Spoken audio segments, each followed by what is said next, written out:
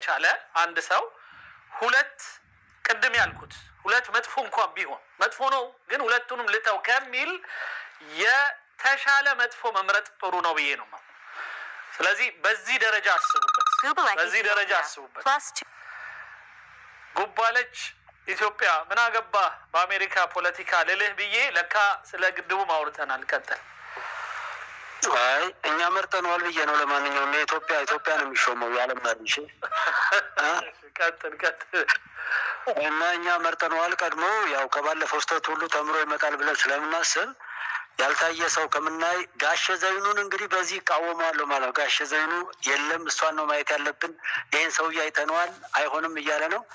እኔ ደግሞ በሌላ ዝም ብሎ ይህን ብቻ ያዙትና ሌላ ጊዜ ስለሚሆን ነው።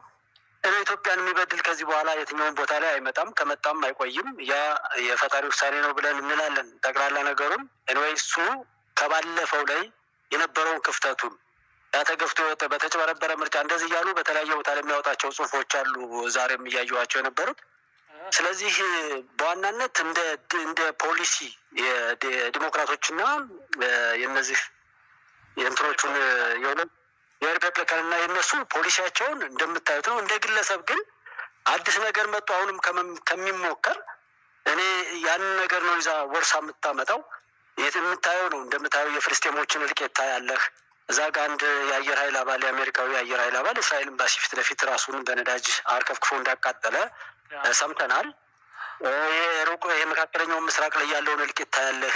ትልልቅ የተባሉ ኃይላት ትልልቅ የተባሉ ሀገራት መገላገል ሲገባቸው ያልተያያዘውን ለማያያዝ ነው። አሁን ላይም ስትመጣ ምስራቅ አፍሪካ ላይ የሶማሊያው ሰውዬ እዛ ላይ የሌለው ነገር አለ ተደርጎ የሚወራው በሽታው ከነዛ ከኋላ የሚሳብ የሚጎተት ስለሆነ ሰላም ያጣ ነው። ይሄ ግልጽ ሆኖ ስለሚናገር ሊሆን ይችላል እንጂ እኔ በዛ ልክ ከነዚህ ሰዎች የባሰ ክፉ ይሆናል ብዬ አልልም። እና እስኪ ፖሊሲያቸውንም ቼክ አድርጉ።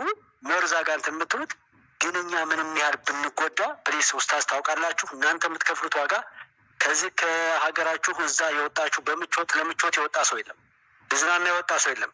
ዋጋ ከፍለን መከራው በእኛ ይብቃ፣ ቢያንስ ልጆቼ ቢያንስ ቤተሰቤ ህይወቱ ይስተካከል የሚል ስለሆነ ያንን መፍትሄ ሊያመጣ የሚችለውን ነገር አሰላስላችሁ እንድትወስኑ ነው እኔ ማሳሰብ የምፈልገው። ቢሆን ነገሮችን ዲቴል የምታውቋቸው እናንተ ናችሁ።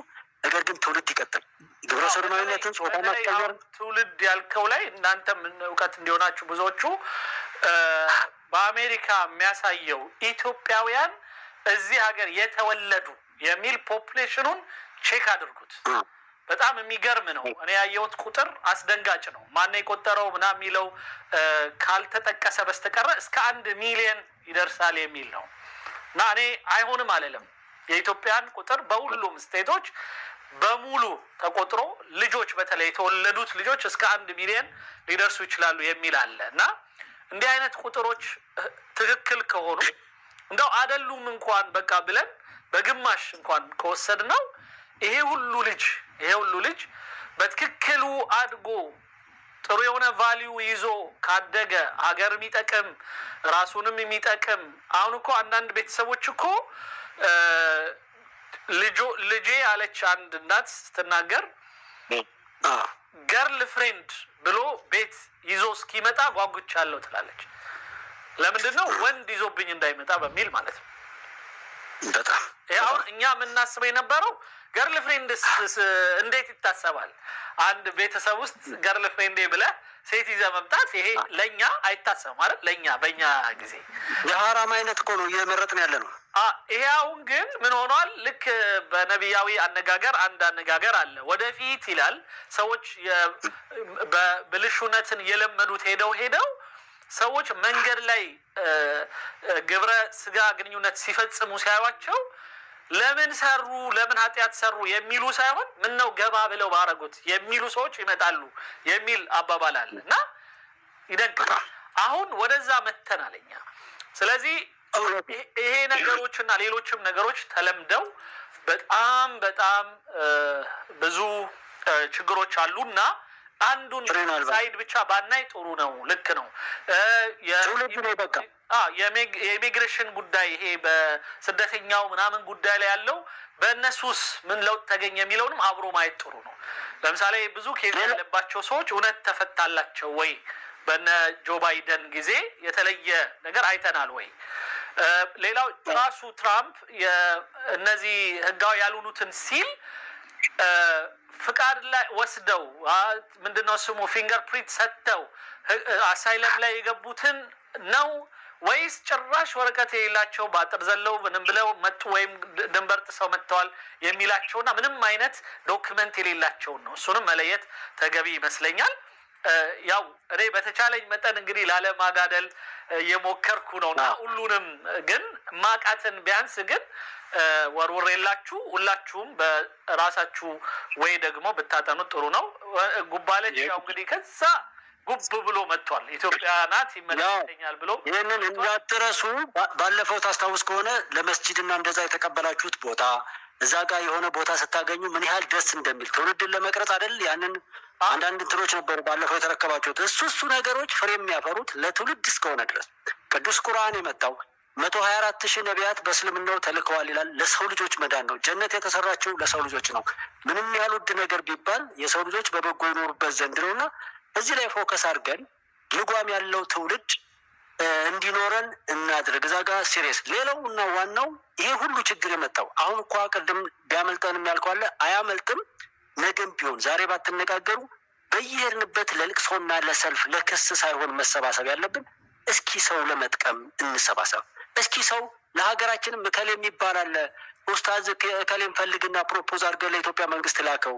እስኪ እዚህ ቦታ እከሌ የሚባል አለ እንደ አይነት እውቀት ያለው ታለንቱን እንጠቀምበት የሚባል እንደው ስታየው ፖለቲካው የሆነን ሰው ለማጣጣልና ለመጣል ለቀብር ለልቅሶ ብቻ ብዙ ሰው ሲሰበሰብ ታያለህ። እስኪ ሰውን ለማዳን ሰው ሳይጎዳ እንዲድንም ለማድረግ ነገም ቢሆን ምንም ፖሊሲ ቢመጣ አሜሪካ ላይ ፒቲሽን በማሰባሰብ ብቻ ብዙ ለውጦች ይመጣሉ። ይኸው ዩቲዩብ ያዘጋሉ አይደል? የስራ ያስለቅቃሉ ኮምፒቲሽን ሰብስበው። ሰው ነገም ህዝብ መንግስት ላይ ተጽዕኖ ለመፍጠር ሰብሰብ በሉ፣ አብራችሁ ቁሙ። እንደ ሀገር የሚጠቅማችሁ ነገር ላይም አብራችሁ ለመሆን ጥረት አድርጉ ፕሊዝ። ይሄ መጥፎ ልምድ እዚህ እኛ ሀገር ያለው እንደ ብሔር እሱ ላይም ድረስ ተከትሎ እያጠፋ ስለሆነ ነው እንጂ የኢትዮጵያን ያህል ኮሚኒቲ ያለው የለም። አሜሪካ ላይ በብዙ መልኩ እንደዛ አይነት መረጃ ነው እንዳለ እንትን ብለው አንድ ነው። ስዩም ተሾመ ራሱ በጣም ከሚገርም ነገር ይቅርታ፣ ስዩም ተሾመው የሚለውን ትቀጥልናለህ። እኔ ከታዘብኩት ነገር አበሻ ለአበሻ በጣም ሲጨካከን ምናምን እናያለን። አንዳንዴ በተለይ በግል ደረጃ ምናምን እንደ ቡድን ራሱ እኮ አሜሪካ ውስጥ በጣም ጨዋዎች ነን። ባይዘወይ እንደ ቡድን ማንም ላይ ብዙ ሲዘል አታይም እዚህ። ምክንያቱም ህግ ያለበት ሀገር ነው። አንድ ጥፋት ቢሰራው ወዲያው የሚጠየቅበት መሆኑን ያውቃል። ግን ሀገራችን ላይ ሲሆን ትንሽ ለየት እንላለን። በጣም ያሳዝናል። ሌላው የጋራ የሆነ ዝምታ እንመርጣለን። እዚህ ሀገር ግን በጣም ጎበዞች ናቸው። ለምሳሌ እኛ መስጊድ ብለን የሆነ አካባቢ ስንጀምር የአካባቢው ሰው በሙሉ ይነጋገራል። በጣም ይገርምህ ማለት ነው። ይነጋገርና እነዚህ ሰዎች ይጠቅሙናል ወይ ይላል። አይጠቅሙንም፣ መተው እዚህ ህብረተሰብ ሊያበላሹ ነው ሊያጠፉ ነው ብሎ ካሰበ ሁሉም ፒቲሽን ተጻጽፎ መንግስት ጋር ያስገባል፣ ያስወጣዋል፣ ከአካባቢ ላይ ያባረዋል። በዚህ አይነት መልኩ ነው ህብረተሰቡን እዚህ በጣም ሴቭ ያደረጉት። ይሄ በጣም አይናቸው የሚገርም ነው። እዚህ አሜሪካ ለምን ከዚህ እንኳን መማር እንዳልቻለን ግን አይገባኝም። እኛ እንደ ኢትዮጵያውያን ማለት ነው። ሶሪ ጥቂት ሰዎች ተሾመ ብለህ አስቆምኩ። ስዩም ተሾመ ብዙ ጊዜ የሚያነሳው የባለፈው ምርጫም ተከትሎ በተለይ አገዋ ላይም እና የአሜሪካ ፖለቲካ ላይ የኢትዮጵያ ህዝብ ልክ እዚህ በትነው አቅም ለማሳጣት እንደሚሰሩት ሸር እዛም ያንኑ አይነት ውርስ ወርሰን ተሰብስበን እንኳን ለመጠቃቀም እንኳን አንሰባሰብም። እኔ በጣም ህስድና የሚባል በሽታ አለ። አሁን የስልጣኑ ሁኔታ ሁሉ አጀንዳችን ሀገር አይደለችም። አጀንዳችን ሀቅ አይደለም። አጀንዳችን በጎ ነገር ስላልሆነ እንጂ አጀንዳችን በጎ ቢሆን እንደ ነቢ ሱሌማን ፍርድ አጣርቶ ያ በኃላፊነት የተመራ ይሆን ነበር። ይሄ መግደል ማገዳደል ዛሬም ላይ ብሰማው የሰዎችን እልቂት ላይ ያለምንም ነገር የሚከድበት እውነት አለ እና የሚለው ምንድን ነው?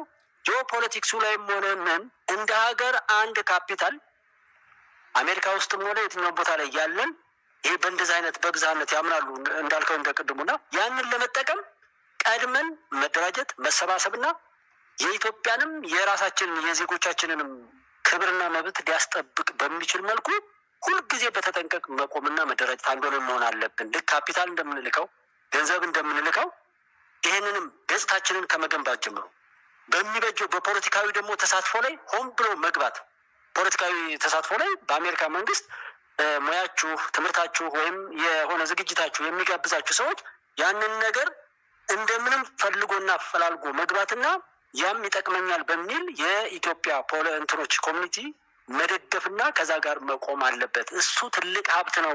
ቀድመን ሁሉ እናስፈራራለን ምን እንላለን የሚለው ቢያልፍም እንኳን አቅጣጫ ለማስቀየር የሆነ ጊዜ ሰልፍ ተጠርቶ ወደው ይበተናል። የሚገርም በፊርማ በሆነ የውስጥ ለውስጥ ሰልፍ ይወጣል እንጂ ወንድም አለ ነው። እኔ ሁለት ሰልፍ አይቻለሁ። አንድ አይነት ኢትዮጵያ ሁለቱም ባንዲራ አንድ አይነት ይዘው ግን ተጣልተው የተደባደቡ የአሜሪካው ፖሊስ በእነሱን በማስታረቅ ቢዚ የሚሆንበት ማለት የእነሱን ሀሳብ የሚሰማበት ሳይሆን ሁለት ሰልፍ የሚያስታርቅበት እንደዚህ ነን እኛ። ይሄ ይቀረፍ። ይሄ ከተቀረፈ ማንም ያከብረናል፣ ማንም ይፈራናል። የትም ቦታ ላይ ብንሄድ ተጽዕኖ እንፈጥራለን። ልጆቻችንም ያንን ፍቅር ይወርሳሉ። ሁለት ሀገር እንዲኖራቸው ነው የምናደርጋቸው እኮ። አሜሪካም ሀገራቸው ይሆናል፣ ኢትዮጵያም ሀገራቸው እንዲሆን በበጎ የተጠራን እንደሆነ ጥሩ ተወዳዳሪ አዋቂዎች ዘመኑን የሚዋጅ የሚበጅ እውቀትና አመለካከት ከያዝን የትም ቦታ ላይ ኢትዮጵያዊ ይፈልጋል። ሰው ዋጋችን ከፍ ይል ዘንድ የሚመጣውንም ነገር በሚበጀን አስተካክሎ የመጠቀምን አይነት ልምድ እንድናመጣ ይሄ ከጩኸቱ ብንወጣ የሚል አጠቃላይ መልእክት አለን። አንድነት ኃይል ነው። ያው ጆማ ትልቅ ስለሆነ እሱ ነገር ላይ በርቱልኝ ለማለት ነው። እንደኛ ያው ትራምፕን ከመረጥነው ቆይተናል። ቪዲዮውን እልክልሃለሁ። የሆነ ጊዜ የሰራሁበት አለኝ ከዚህ በፊት። እሺ እናያለን። ቴንኪዩ በጣም አመሰግናለሁ። እሺ ሰላም ነው። ቴንኪዩ። እሺ ወንድም ቴንኪዩ በጣም ነው የማመሰግነው። እኔም አመሰግናለሁ። አይ ቲንክ ከዚህ በላይ